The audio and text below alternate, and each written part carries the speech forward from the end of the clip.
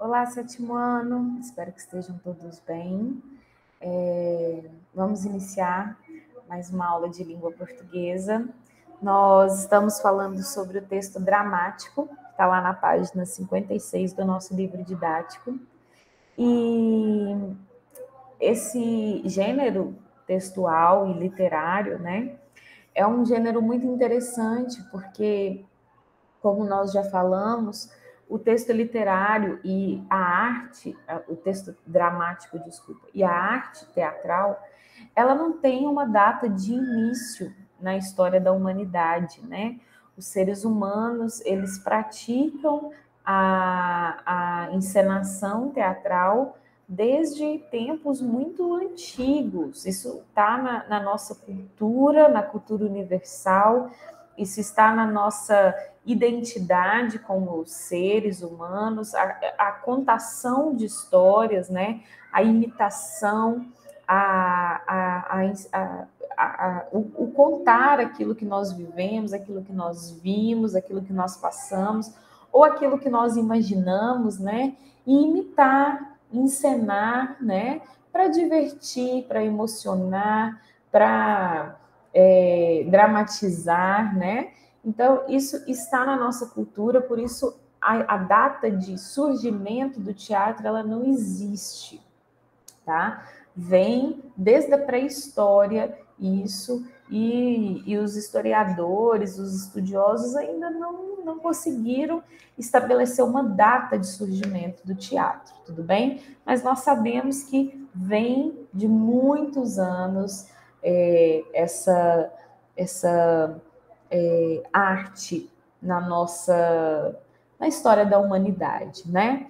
E hoje nós vamos estudar um pouquinho sobre a estrutura do texto dramático, que é o objeto mesmo de estudo da língua portuguesa, né, da nossa disciplina. Então, aqui na página 56, nós temos um texto que se chama Os Músicos de Bremen, desculpa, que vocês vão ter a oportunidade de ler aí na casa de vocês, mas antes de vocês fazerem a leitura e tudo mais, o que nós precisamos observar nesse texto? A estrutura do texto dramático, tá? Como que ele é estruturado? Como que o escritor, né, o dramaturgo, que é assim que ele se chama, que é o autor do texto dramático, aquela pessoa que escreve o teatro pensando em como que ele vai ser encenado um dia por atores, como que ele estrutura esse texto, como que ele pensa nesse texto, o que ele escreve de forma que os atores e o diretor da peça teatral vão saber atuar, encenar aquilo, tá? Então, começa o seguinte, a gente tem um título, tá? Sempre vai ter um título. Então, toda peça teatral, todo texto dramático tem um nome, tem um título. Ele vem com uma informação se ele é uma adaptação ou não, ou em que ele é inspirado, em qual texto ele foi inspirado, tá? Então, se ele é inspirado em uma outra história, em um outro texto, vai vir essa anotação. Então, por exemplo, aqui vem falando que é uma adaptação para fantoches ou máscaras. Por que precisa dessa informação aqui? Porque os atores que vão encenar essa peça, eles precisam disso para construir as fantasias, eles precisam dessa informação para construir o cenário, né? Eles precisam dessa informação. Depois vem a lista dos personagens, logo abaixo, olha. Então, quando você vai encenar um texto dramático, você vai colocar aquele texto, trazer vida para aquele texto, você já sabe de quantos atores você vai precisar.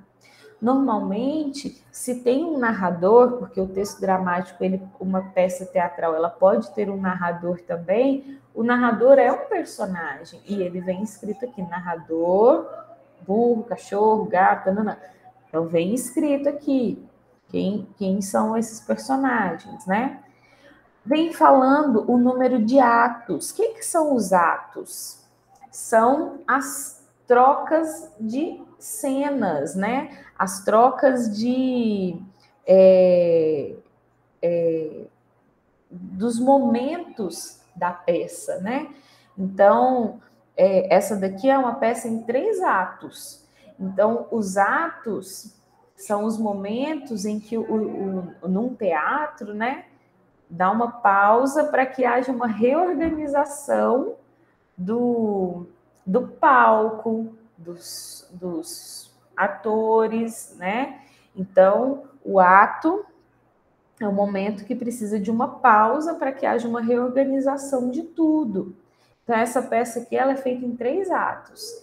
E ainda vem a indicação do cenário, né? Tudo isso para quê? Para que haja uma organização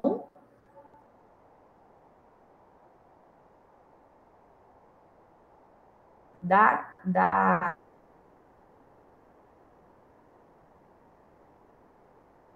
criação do teatro, tá? Primeiro ato, segundo ato, terceiro ato. Tem peças que têm 10 atos, tá? 15 atos. Tem peças que são enormes, tem peças que são menores. Agora, o que é importante a gente observar aqui? Ó? Chegamos no texto em si. Bom, os nomes dos personagens, as falas deles, os nomes dos personagens vêm antes das falas deles, tá? Então, sempre vem o nome do personagem antes, sempre em letra bastão, olha só, tá? Tudo maiúsculo e destacado. Além disso, vem sempre uns comentários, vocês estão vendo aqui, ó, com uma letrinha meio deitadinha. Essa letrinha deitadinha a gente chama de itálico. Essa letrinha deitadinha, esses comentários, né, da letrinha deitadinha, a gente não lê eles como se eles fossem falas dos personagens, mas eles são as rubricas. O que são as rubricas?